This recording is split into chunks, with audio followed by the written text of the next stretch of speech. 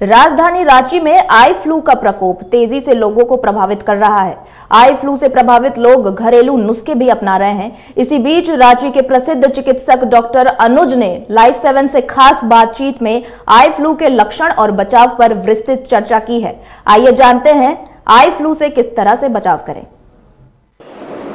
बरसात के दिनों में वैसे तो कई तरह की बीमारियों का सामना हम लोगों को करना पड़ता है, लेकिन ये आई फ्लू एक अलग तरह की बीमारी जिसमें लोगों की आंखों में तरह तरह की परेशानियां दे रही है। ये आई फ्लू, आखिर ये आई फ्लू है क्या और लोगों को किस तरह की परेशानियों का सामना करना पड़ता है, इन सारे मामलों पे बात करने के लिए आज हमारे साथ जुड़े हैं डॉक्टर अनुज। इनसे जानेंगे कि आखिर ये आई फ्लू हो कैसे रहा है और इससे बचने के क्या कुछ उपाय हैं। डॉक्टर अनुज, आपका स्वागत है लाइव 7 सिनेमा में। नमस्कार। आई फ्लू हम लोग देख रहे हैं आजकल मार्केट में, लगभग लोगों को देख रहे हैं। राजधानी की बात अगर करें तो बहुत सारे लोग ब्लैक चश्मा यूज कर रहे हैं। आई फ्लू हो रहा है, या आई फ्लू का की रीजन क्या है, वजह क्या है? देखिए, आई फ्लू जो है जिसे कंजक्टिवाइटिस बोलते हैं या फिर आम भाषा में हम लोग आँख आना भी बोलते हैं, ये एक्चुअली जितने भी हर साल ये आता है, हर साल मानसून के सीजन में इसके जो नंबर्स हैं पेशेंट्स के वो बढ़ जाते हैं। इस साल नंबर्स थोड़े ज़्यादा हैं और दूसरा कि इस बार जो स्प्रेड है, जो फैलाव है वो बहुत ज़्यादा है, कंटेजियस जो है वो इस पर थोड़ा ज़्यादा है। मोस्ट प्रॉब्ली दिल्ली वगैरह में वो बोल रहे हैं कि इस बार जो फ्लड वगैरह आया है उसको लेके जो है शायद थोड़ी ज़्यादा इस बार बीमारी फैली है। मुख्यतः जो रीज़न है वो कंजक्टिवाइटिस वायरल भी हो सकता है, बैक्टीरियल भी हो सकता है और मिक्स्ड भी हो सकता है, वो दोनों तरह का मिक्सचर भी हो सकता है। तो जो ट्रीटमेंट है वो डिपेंड करता है बेसिकली कि किस तरह का इन्फेक्शन है, वो वायरल है या बैक्टीरियल है। तो इस तरह का अगर इन्फेक्शन होता है तो उसकी वजह से जो है ये बेसिकली फैलता है। और चूंकि खास करके जो वायरस है वो उसका कंटेजियस बहुत ज़्यादा है और वो इन एनिमेट ऑब्जेक्ट्स पे जैसे डोर नॉब्स पे या टेबल पे, ऐसे जगहों पे वो बहुत लंबे समय तक वो रह सकता है। मतलब कुछ स्टडीज है जहाँ पे वो 3 हफ्ते तक वो जीवित पाया गया है ऐसे सर्फेसेस पे। तो इसीलिए जो है ये तेजी से फैलता है और ज़्यादा से ज़्यादा लोगों को जो है प्रभावित कर रहा है। डॉक्टर मुझे एक और है कि मेरे ऑफिस में भी हमारे एक सीनियर को हुआ था, तो उन्होंने कहा था कि आप मुझे देखो मत, आप मुझे देखोगे तो वो आपको भी हो जाएगा। क्या ऐसा कुछ भी है इस बीमारी में? ये ऐसा कुछ भी नहीं है, ये देखने से नहीं फैलता है। ये तभी फैलता है जब जो संक्रमित व्यक्ति हैं उनका जो आई का सिक्रीशन है उसके कांटेक्ट में अगर आप आते हैं तभी वो फैलता है। फॉर एग्जांपल, अगर मुझे इन्फेक्शन है, मैं अपने हाथों से आंखों को छूता हूँ, फिर मैं डोर नॉब टच करता हूँ, फिर आप अपने हाथों से उसी डोर नॉब को टच करते हो और फिर आप हाथ को जो आंखों तक ले जाते हो, तब वो फैलता है। दूसरा, अभी कुछ स्टडीज आई हैं जहाँ पे वो बोल रहे हैं कि एयर ड्रॉपलेट्स के माध्यम से भी फैल सकता है। मतलब अगर मुझे इन्फेक्शन है और मैं खांस रहा हूँ तो वैसे केसेस में भी जो है आप ड्रॉपलेट्स के द्वारा उसको इनहेल करके आप इन्फेक्ट हो सकते हैं। तो मुख्यतः यही 2 रीज़न है।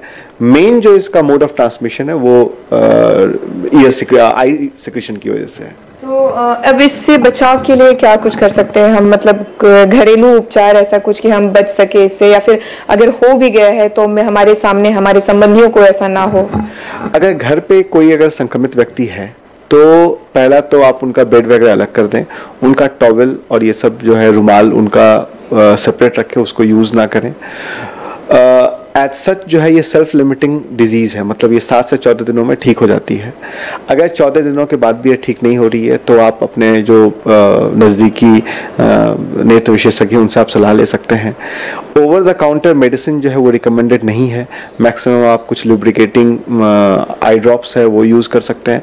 अदरवाइज कोई भी आप एंटीबैक्टीरियल एंटीसेप्टिक ड्रॉप यूज़ करना जो है वो रिकमेंडेड नहीं है, क्योंकि आपको पता नहीं है कि वो वायरल है या बैक्टीरियल है।